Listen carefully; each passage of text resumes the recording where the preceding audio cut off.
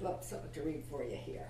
This is from the book of Luke in the New Testament, beginning with verse 25. Just then a lawyer stood up to test Jesus. "Teacher," he said, "what must I do to inherit eternal life?" And he said to him, "What is written in the law? What do you read there?" And he answered, "You shall love the Lord your God with all your heart, and with all your soul, and with all your strength, and with all your mind, and love your neighbor as yourself." And he said to him, "You have given the right answer. Do this, and you will live." But wanting to justify himself, the man asked Jesus, "But who is my neighbor?" And Jesus replied, "A man was going down from Jerusalem to Jericho and fell into the hands of robbers who stripped him and beat him and went away, leaving him half dead. Now by chance a priest was going down that road, and when he saw him he passed by on the other side. So likewise a Levite, when he came to the place and saw him, passed by on the other side of the road. But a Samaritan, while traveling, came near him, and when he saw him he was moved with pity. He went to him and bandaged his wounds, and poured oil and wine on them. And then he put him on his own animal, and brought him to an inn, and took care of him there. The next day he took out 2 denarii, gave them to the innkeeper, and said, "Take care of this man, and when I come back I will repay you whatever more you spend." Which of these 3 do you think was a neighbor to the man who fell in the hands of robbers? And the man said, "The one who showed him mercy." And Jesus replied, "Go and do likewise." Great beloved story, right? So let me put a little context around it for you. The road from Jerusalem to Jericho was about 17 miles in length and was considered a dangerous trek because it passed through rocky, hilly desert and had many twists and turns, making it a prime place for an ambush by thieves. Can't you imagine the listeners becoming tense and attentive as soon as Jesus sets the story in this location? When the thieves took the man's clothes, they left him without an identity. At that time, and really somewhat still today, a person's clothing told you about his class and his religion and his village of origin. Being stripped of these things then was to be disconnected from all perceived avenues of safety. It was a terrifying experience, and so the tension among the listeners increases. A priest and then a Levite passed by the poor beaten man with hardly a glance. Jericho was a residential center for priestly families. These 2 had probably just completed their duties at the temple in Jerusalem and were on their way home. So here they were, straight from the temple, with hearts as cold as stone. But they had a justification. According to Levitical law, a priest or a Levite must not touch a bloody or dead body, or they would be considered unclean. Technically, the priest and the Levite were within the law when they passed the poor man by. But still, most of the middle-class people listening to Jesus thought they were rather callous, or perhaps they were even cowardly. You see, robbers were known to use decoys, and the priest and the Levite might have thought that the injured man was a trap. But callous or cowardly, either way, the common folk listening to Jesus felt sorry for the beaten man. Yet they thought to themselves, isn't the law the law? They were confused, and so even more tension had been added to the story. Jesus had presented a challenge to their thinking. Perhaps the law is not everything. Perhaps it's not enough to be law-abiding. Perhaps more is expected. Jesus goes on with the story, Now a man, a Samaritan, oh great, the listeners would have thought. Here comes a Samaritan to finish the poor guy off. You see, the Jews and the Samaritans had been enemies going back over 700 years. Jesus' Jewish audience would have assumed the Samaritan would be the villain in the story. Then comes the shocking twist. The one who shows compassion for the injured man is a Samaritan. What? How can this be? They would question. This is too much for me to take in. You mean the hero of the story is not a Jew? You mean the poor beaten man was saved by an Arab? Someone considered culturally and religiously inferior and even unclean? No way. And we're witnesses as Jesus quietly turns their thinking and their world upside down. It is the equivalent of an American injured and stripped bare and laying on the side of the road in Afghanistan, being rescued and lovingly tended by a member of the Taliban. As for the Samaritan himself, surely he had to break through his own rigid thinking and fear and religious and racial prejudice. He had to transcend his belief system in order to respond to a higher law and act out of his compassionate heart. It never ceases to amaze, does it, how beliefs, somehow, especially religious beliefs, can actually interfere with our heart's natural, compassionate response to another human being. So now, let's take a look at the story through a metaphysical lens. There's even more there. Traveling from Jerusalem to Jericho represents moving down in consciousness. It is changing our focus and awareness from the things of the spirit or the inner world to things of the material or external world. Remember, Jericho was the center of priestly or man-made laws. The priest and the Levite represent dogmatic, rule-bound thinking that is flexible and rigid. Some of us come from religious backgrounds that were kind of like that, right? Through the story of the Good Samaritan, Jesus asks us to consider what it means to live by the spirit of the law rather than the letter of the law. The Samaritan represents our heart, the only place where the spirit of the law can truly be known. It is only the heart that can move us beyond our rigidity and our fears and judgments and resentments into loving action, even toward those who have done us wrong. Another great teacher, the Iranian poet Khalil Gibran, wrote in a letter to his students, "You often say, 'I would give, but only to the deserving.' The trees in your orchard do not say that, nor the flocks in your pastures. They give that they may live, for to withhold is to perish." Knocks me out. How powerful is that? To withhold is to perish.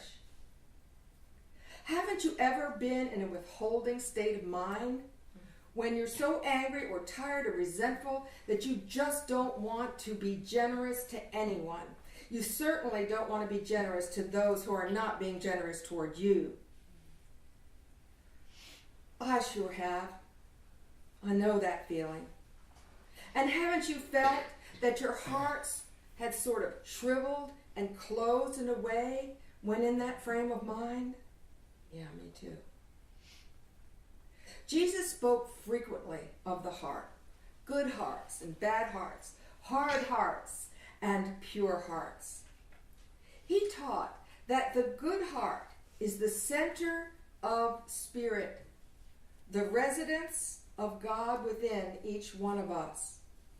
And he described a good man as one who produces good fruit out of the treasures of his heart. Out of the treasures of his heart. Because you see, we all know it is possible to give for the wrong reasons, isn't it? If we give out of some sense of obligation or desire for recognition, the good that we have done, though it may help someone else, will leave our hearts untouched. And that's unfortunate indeed, because transformation of the heart is actually the very point of our being here on this planet. Now there's another meaning to the Good Samaritan story, one that may be a bit less obvious.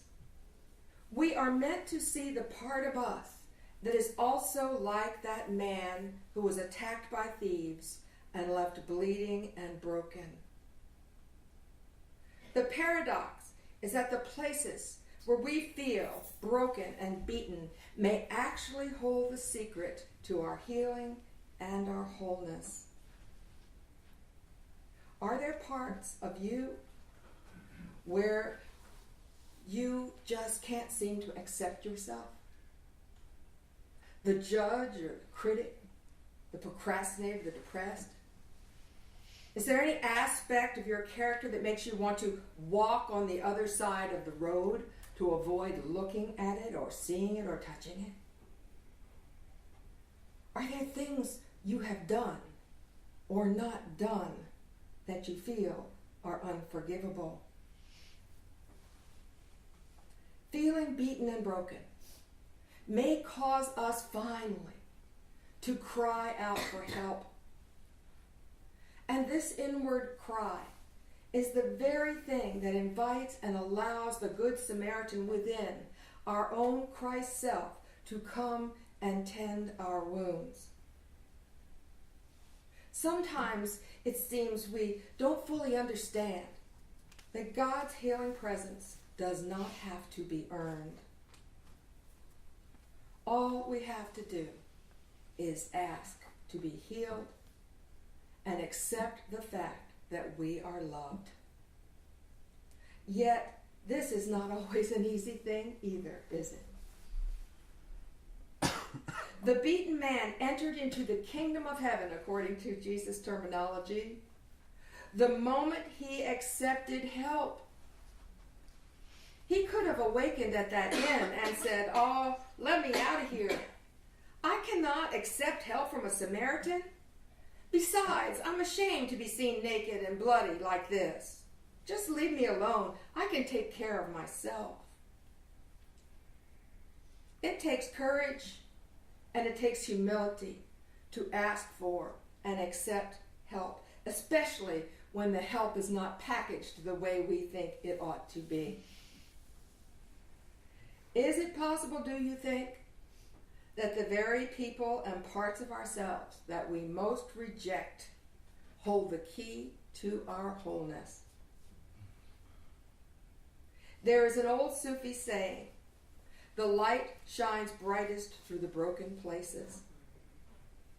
By asking for God's help, we come to see that at the center of everything is a reality that is in love with us. And if we will accept it, that love will wash our wounds and heal our hearts. Awareness of the present moment reality of love can happen in one instant of grace or be a gradual awakening. Either way, everything is changed. That reality of love, which we call God, is seeking us, seeking to clear away the clouds caused by our error thinking, so that our deepest, truest nature can be exposed and expressed, and we can see that our true essence is also pure love. People sometimes hurt us, it's true. But what hurts us most is our neglect and mistreatment of ourselves. Can you imagine what it would be like to say to yourself, "Dear one, I like honey. I'm here for you. I see you. I know you. I know what you've been through, and I know what you need. And I know when you hurt, and I care. I am listening. You have my whole attention." imagine my own whole attention. To say that out loud seems rather awkward. Yet it is what being loved sounds like. Most of us have been taught that our job is to fix problems, our own and other people's. But what the essence of true care really is listening with compassion.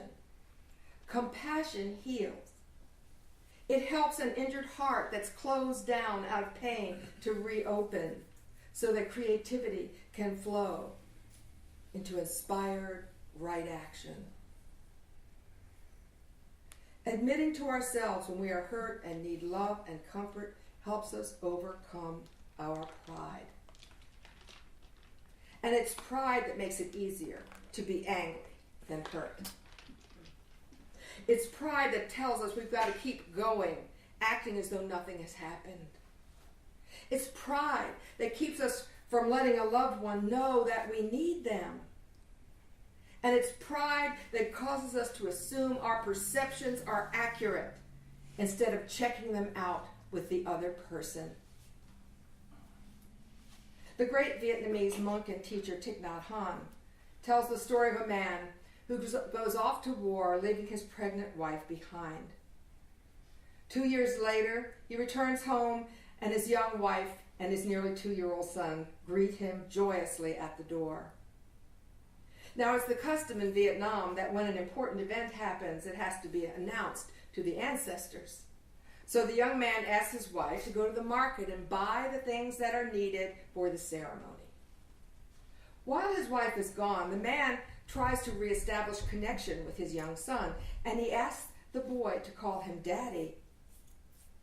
And the child refuses. "Mister," he says, "you are not my daddy. My daddy is someone else.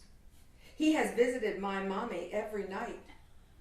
She talks with him, and very often she cries with him. Every time mommy sits down, he sits down too, and when she lies down, he lies down too." Hearing this, the young father's joy evaporates in an instant. His heart turns into a block of ice. He feels hurt and humiliated, and so when his wife returns home, he will not even speak a word to her. And so now the young woman begins to suffer as well. She is humiliated and hurt as well. The next day, things are the same. The man's cold toward his wife, and it's the same day after day, and his heart is completely closed, and his wife, who waited years for his return, suffers greatly. Finally, the young woman cannot take it anymore. She is convinced her husband hates her. Her suffering is so great. She goes into town, jumps from a bridge into the river, and is drowned. The evening after this happens, the young father is sitting in the house, and it gets dark, and so he turns on the light. And when he does, suddenly the little boy cries out, "Mr. Dad, look there! It is my daddy. He's come back." And he pointed to the shadow of his father on the wall. And so the truth is revealed that the young woman, being so alone with her husband away, would sit every night and talk to her shadow, pretending it was her husband. And she would say, "My dear one, you are so far from me, and I am so lonely. Please come home safely." And she would cry. And sometimes sitting with her head in her hands, and sometimes pacing the floor, and of course, wherever and however she moved, the shadow moved also. Now the husband's false perception of things is cleared away, but it is too late. Why didn't the man want to ask his wife about what his child had said? Pride.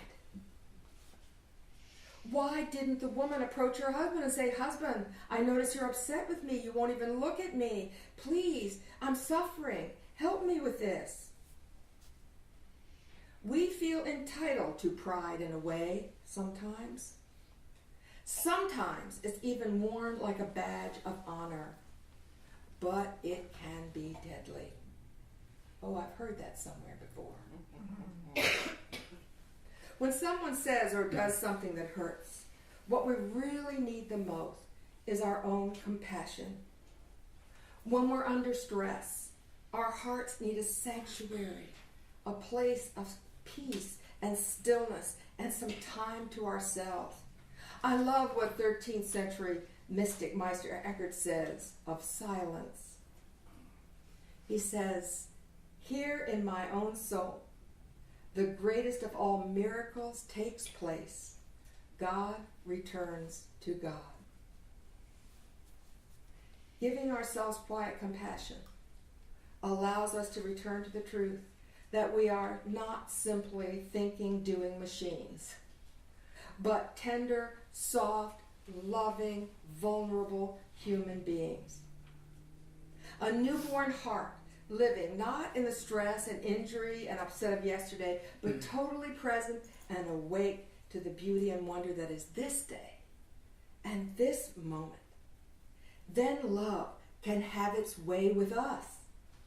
It can flow like a river into us and out from us in the easiest as most natural way there is, because it is natural for us, like breathing, like life itself, like a newborn babe in a manger. God bless you all.